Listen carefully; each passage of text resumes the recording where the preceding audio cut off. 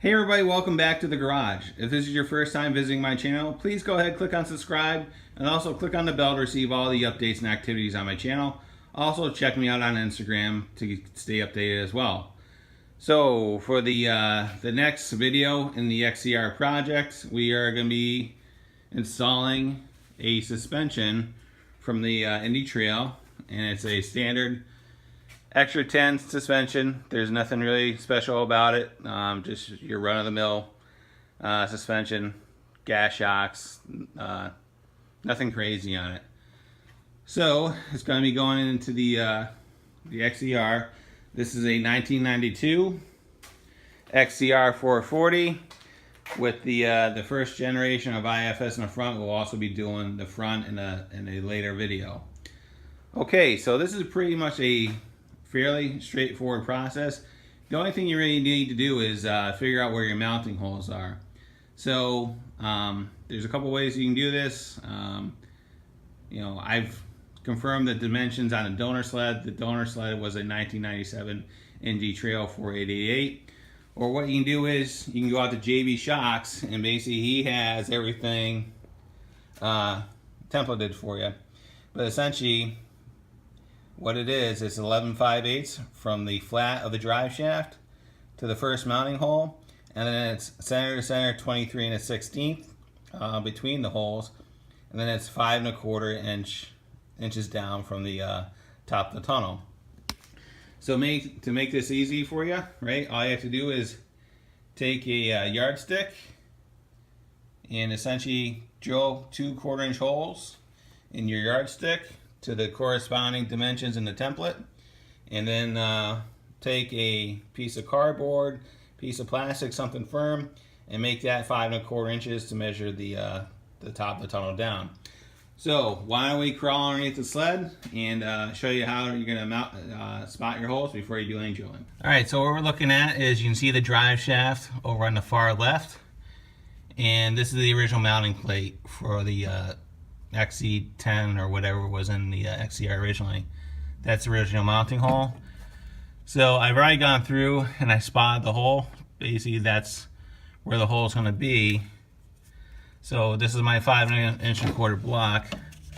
So all you're going to do is you're going to put it to the top of the tunnel, draw a line wherever it's going to be. That will bring you down to the distance of the tunnel.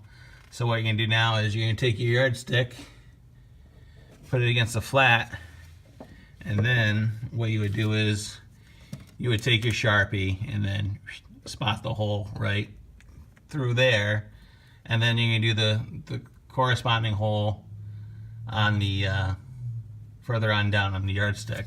All right, so when you do those two things, that's where the hole needs to be for the front torque arm. The rear torque arm, see if you can get it in here, that's where the second one's going to be.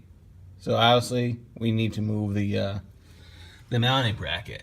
All right, so there's two ways you do this. Some people would say, oh, that falls pretty close on the bracket, I'm just going to reuse that one.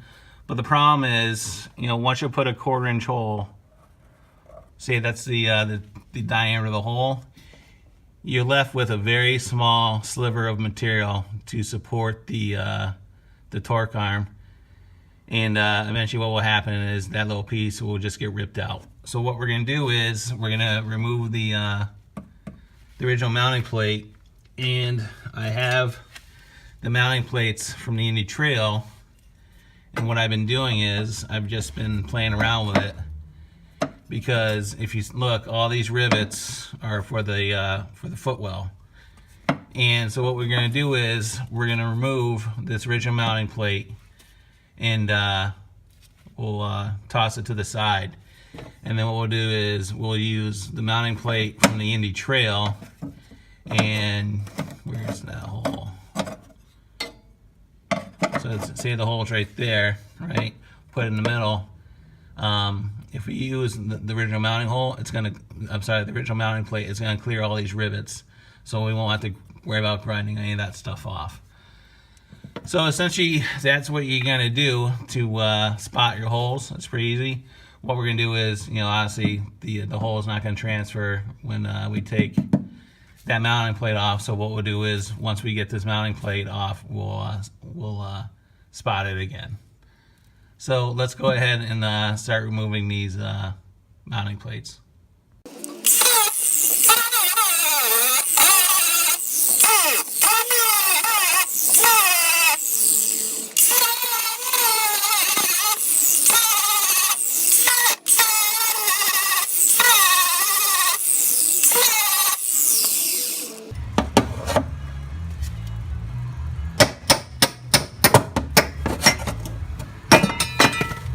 Alright, so the original mounting plates have been removed.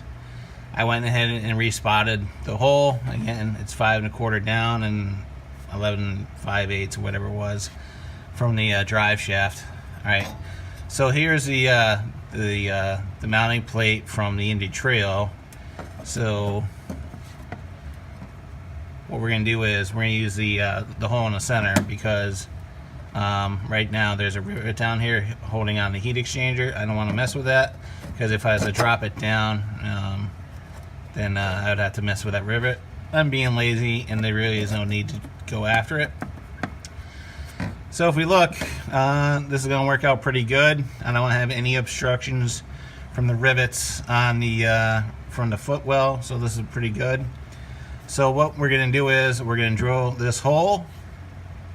We're going to fasten the mounting plate temporarily just to hold it there. And then what we're going to do is we're going to start looking at all our options as far as what we can do for attaching the mounting plate to the tunnel. Because we got to remember, the footwell is in this area. So before we start drilling, we got to see if we have any obstructions or anything like that. But as you can see, there's plenty of options for holes, and if we actually cock this thing a little bit, say we go like there, that's actually the original mounting hole for the original suspension, so we will be able to reuse that as well and go from there. So alright, so why don't we go ahead and drill the hole, fasten this, and start figuring out our layout for the plates. Okay, so we're going to take every measure and make sure we drill those holes right the first time. So we're going to spot it.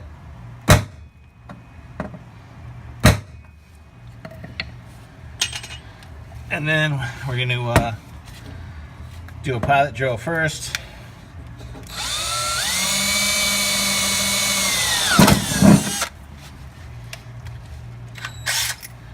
And then we're going to go to final size. The diameter hole is 401 thousandths. I'm not sure what that works out to, a fraction or a decimal equivalent, but I took my calipers. I found the appropriate drill from my set.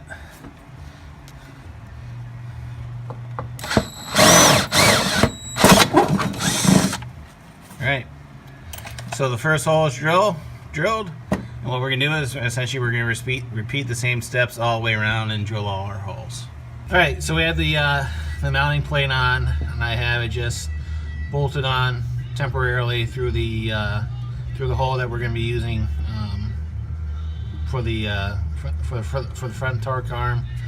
And what I've been doing is I've been playing around with the orientation and everything else, and what I'll do is I'll spot the holes, pull it off, and see, make sure we're not coming close to any existing rivet holes or anything like that, so we have a good solid mount. So what we're going to end up using for now is 1/4 bolts and nylon lock nuts. So essentially these guys right here. I went to the store. I was going to use 1/4" steel rivets, but nobody sells them around here. So what we're going to do is we're going to install this, see how it works out. If we don't have any interference issues, we'll probably just leave it as it is.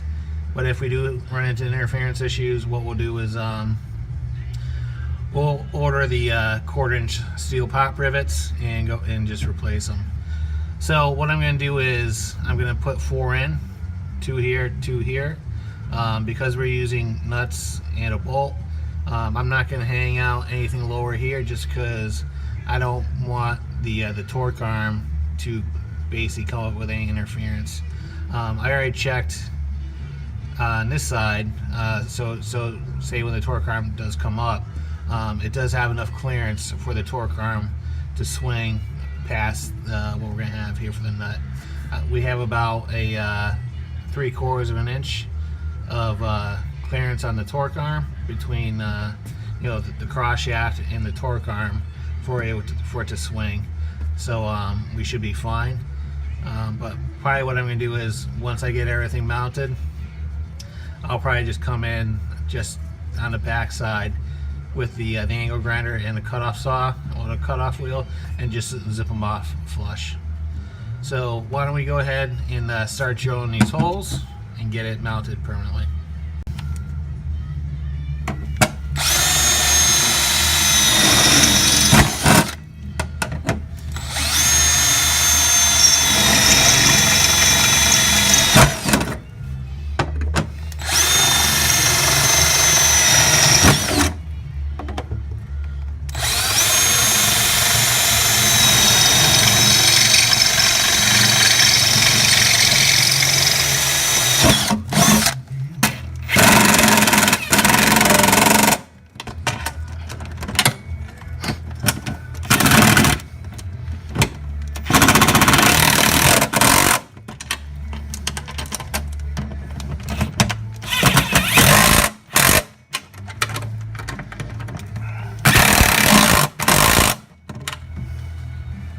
Alright, so we're looking at the front torque arm, and this is what I was talking about as far as the clearance between that the end of the bolts and that track hoop or whatever it's called. We have about 3/8 of an inch of clearance, plenty of room, and so even if this thing goes into full compression, there's not going to be any issues with anything coming in contact with that, so we're good. So I put the suspension in just as a mock-up. I had some work to do. I got to reattach these tunnel protectors. They're falling off, and the drive shaft needs a bearing on the left-hand side. It was completely no good. The only thing that's left on the drive shaft is the actual physical race. So why don't we get out from underneath the sled? We'll drop this thing on the ground and kind of show you what it looks like in current state without the track on it. Alright, so it's back sitting on the ground. It gives you a rough idea of what you're going to be looking at. And again, still not complete. We still have to do the front IFS. But right now, this pretty much completes the mock-up. So what we're going to do is we're going to actually pull this back out. We're going to completely go through the rear skid, make sure everything's good, you know, rear bogies and idlers and bearings and everything else, make sure we're all good, and then go from there. So get to pull it out again. Yay. Alright, so the next video will essentially comprise of what you need to do to swap out the front portion of the IFS and put on the extra 10 components. So if there's any thoughts, questions, concerns, anything at all, go ahead and leave them in the comments box. For the most part, this is a pretty straight swap. Just some hand tools and some drills and some bolts and everything else, and you can do it on your own. So I hope you found this interesting. So don't forget to click on the playlist, and also check me out on Instagram, and we'll go from there. Hope everybody's having a great day. See ya.